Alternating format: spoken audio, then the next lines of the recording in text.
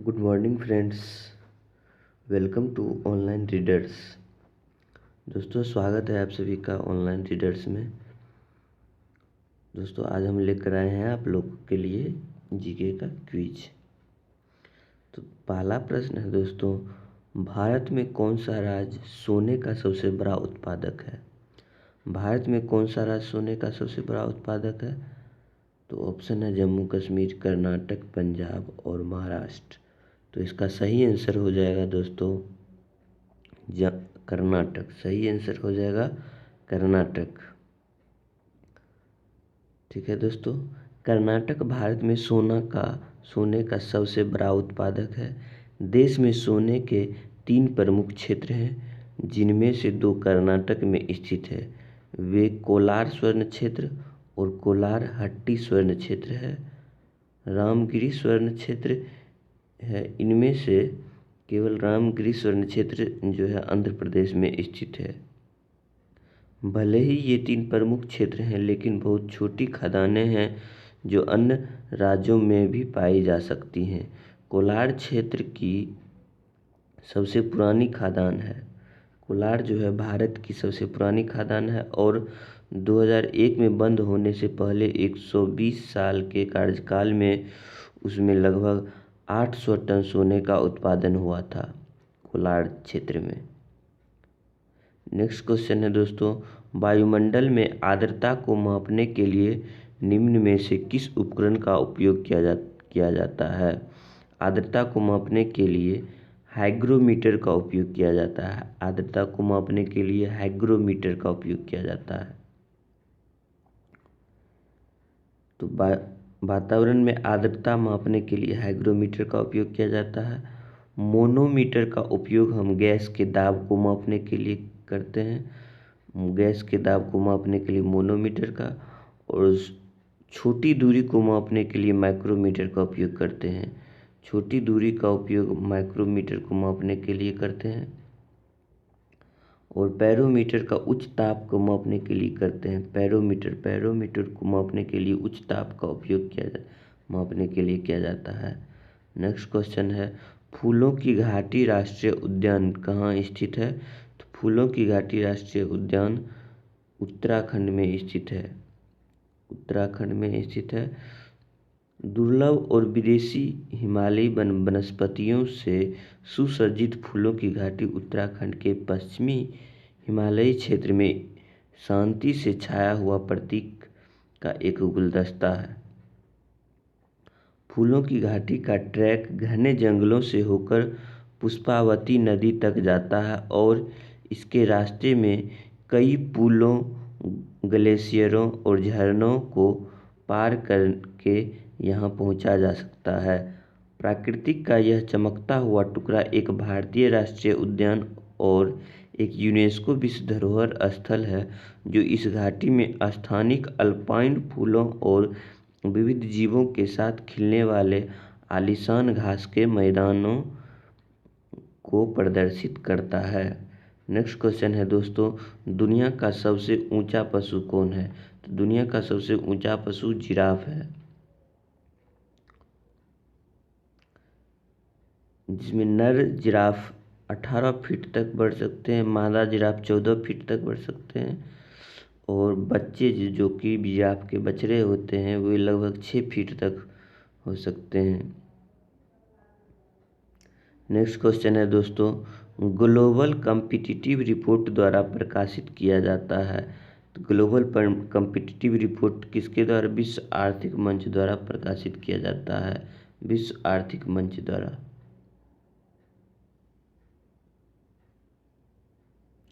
Next question है दोस्तों, एक हड्डी को पेशी से जोड़ता है। एक हड्डी को पेशी मतलब मांसपेशी से जोड़ता है। तो कौन जोड़ता है? तो कॉन्ड्रा जोड़ता है। कॉन्ड्रा एक रेशेदार संयोजी ऊतक है जो एक हड्डी को मांसपेशियों से जोड़ता है। कौन है? कॉन्ड्रा। कॉन्ड्रा यांत्रिक बल को मांसपेशियों से हड्डी तक पहुंचाते हैं और इस प्रकार विभिन्न शारीरिक क्रियाओं जैसे गति और समर्थन को सक्षम करते हैं। इसके अलावा ये मजबूत ऊतक है जो कि उच्च तनाव का सामना कर सकते हैं। दूसरी ओर स्नायु ऊतक एक हड्डी को दूसरी हड्डी से जोड़ता है।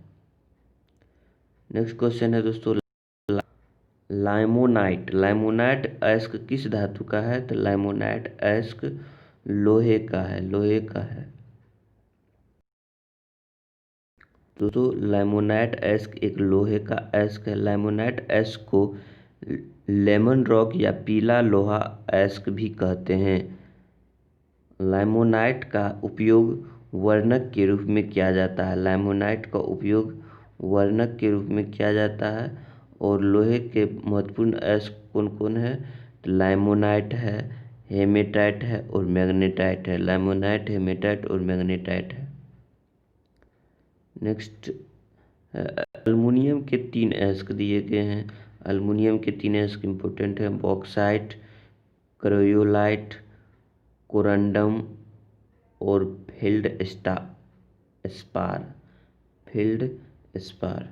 जस्ता कैलेमाइन, जस्ता का अयस्क है कैलेमाइन। एस्फेलेराइट और तीसरा है जिंक ब्लेंड जस्ता का है। कोबाल्ट का अयस्क है स्मेलाइट, कोबाल्टाइट और एरिथ्राइट, ये कोबाल्ट के अयस्क हैं। मैग्नीशियम के अयस्क हैं मैग्नेसाइट, डोलोमाइट और कर्नलाइट। तांबा के अयस्क हैं मोलाकाइट, कुपराइट और कॉपर पाराइट, ये तांबा के अयस्क हैं। नेक्स्ट क्वेश्चन है दोस्तों, भारत के वायसराय के रूप में किसके कार्यकाल में महान शहीद भगत सिंह, सुखदेव और राजगुरु को फांसी दी गई थी? तो इसका सही आंसर हो जाएगा दोस्तों लॉर्ड इरविन के समय में सरदार भगत सिंह, सुखदेव और राजगुरु को फांसी दी गई थी। लॉर्ड इरविन 1925 से 1931 तक रहा था। 1925 से 1931 तक यह भारत के भारत के वायसराय इरविन के कार्यकाल में शहीद भगत सिंह, राजगुरु और सुखदेव को फांसी पर लटका दिया गया था। 23 मार्च 1931 को आज ही के दिन पाकिस्तान में युवा भारतीय स्वतंत्रता सेनानी भगत सिंह, सुखदेव और राजगुरु को लाहौर में फांसी पर लटकाया गया था। इस दिन को हम शहीद दिवस के रूप में मनाते हैं। 23 मार्च को हम शहीद दिवस के रूप में मनाते हैं। नेक्स्ट है दोस्तों, लॉर्ड कर्जन के कार्यकाल का है। लॉर्ड कर्जन 1899 से 1905 तक रहे थे। भारत के गवर्नर जनरल और वायसराय के रूप में लॉर्ड कर्जन काम किया था 1899 से 1905 के बीच में। और उनके कार्यकाल की महत्वपूर्ण घटनाएं ये सब हैं। 1999 से 1990 अकाल हुआ था। अकाल आयोग की नियुक्ति भी हुई थी। सिंचाई पर कमीशन लगा था। पुलिस आयोग बना था, शिक्षा आयोग बना था और भारतीय विश्वविद्यालय अधिनियम हुआ था 1904 में। तो ये लॉर्ड कर्जन के कार्यकाल में ये सभी हुआ था। अब आइए दोस्तों लॉर्ड मिंटो 1905 से 1910 तक भारत के वायसराय के रूप में कार्य किया। 1905 से 1910 के बीच में उन्होंने भारतीय राष्ट्रीय आंदोलन का प्रकोप देखा था। 1905 से 1910 के बीच में। अब इनके महत्वपूर्ण कार्य, लॉर्ड मिंटो के महत्वपूर्ण कार्य ये सब हैं। मिंटो के समय में घटनाएं हैं। अखबारों का अधिनियम, विस्फोटक पदार्थ का अधिनियम, मंडला जेल में लाला लाजपत राय और अजीत सिंह का निर्वासन, सूरत स्प्लिट, बाल गंगाधर तिलक का परीक्षण, Indian Muslim league foundation Minto के समय में हुआ था। और श्याम जी वर्मा द्वारा इंग्लैंड में इंडियन होम रूल सोसाइटी की स्थापना, श्याम जी वर्मा द्वारा इंग्लैंड में इंडियन होम रूल सोसाइटी की स्थापना मिंटो के समय में हुआ था। मदन लाल ढींगरा द्वारा कर्नल विलियम वाइली की हत्या, मिंटो के समय में कर्नल विलियम वाइली की हत्या मदन लाल ढींगरा द्वारा हुआ था। जैक्सन की हत्या नासिक के मजिस्ट्रेट और अहमदाबाद बम कांड, मिंटो के समय में जैक्सन की हत्या हुई थी, नासिक के मजिस्ट्रेट और अहमदाबाद बम कांड हुआ था।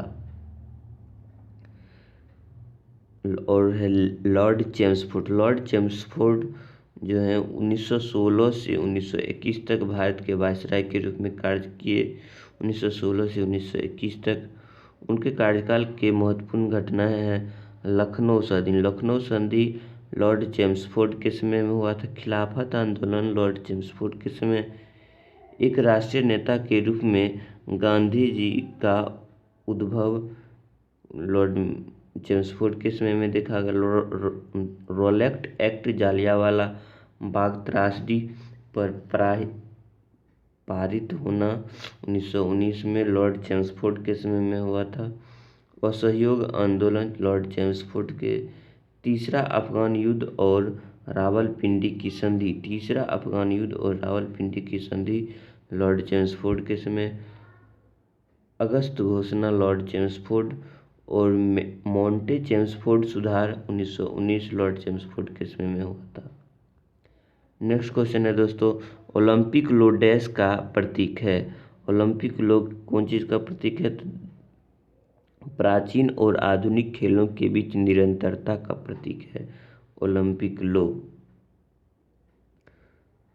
ओलंपिक लो यह एक प्राचीन है और यह एक प्रतीक है जो प्राचीन और आधुनिक खेलों के बीच निरंतरता की व्याख्या करता है। खेलों की पूरी अवधि के लिए लौ लगातार जलती रहती है और प्रतियोगिता के समापन समारोह के दौरान बुझाई जाती है। इसलिए यह रस्म प्राचीन काल और कई पीढ़ियों के बीच निरंतरता का प्रतीक है। प्रत्येक वर्ष ओलंपिक खेलों के उद्घाटन के दिन मशाल को क्रीड़ांगन में ले जाया जाता है और चुना हुआ मशालची हांडी में रोशनी को जलाता है। ओलंपिक आदर्श वाक्य क्या है? तो ओलंपिक आदर्श वाक्य हेनरियाट्रिस सिटियस और अल्टियस फोर्तियस। इसका अर्थ है तेज, ऊंच और मजबूत, तेज, ऊंच और मजबूत। 1994 में पियरे डी कैवर्टन द्वारा प्रस्तावित किया गया था। ओलंपिक पियरे डी कैवर्टन द्वारा प्रस्तावित किया गया था 1994 में।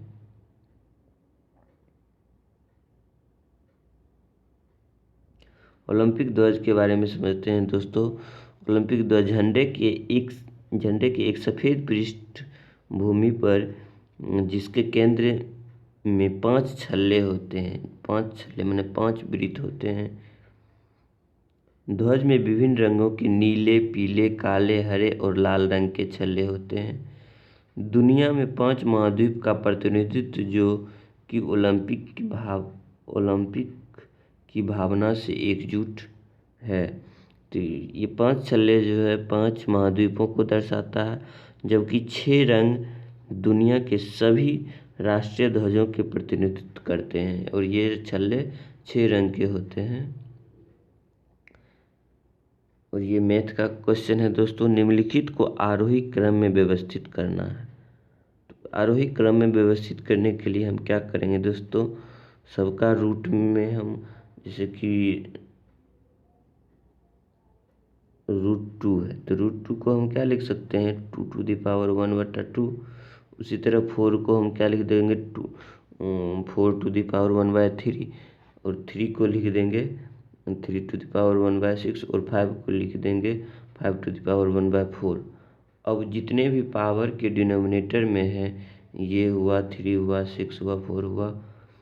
तो सभी को हम एलसीएम ले लेंगे और उसके डिनोमिनेटर को एलसीएम के बराबर कर देंगे।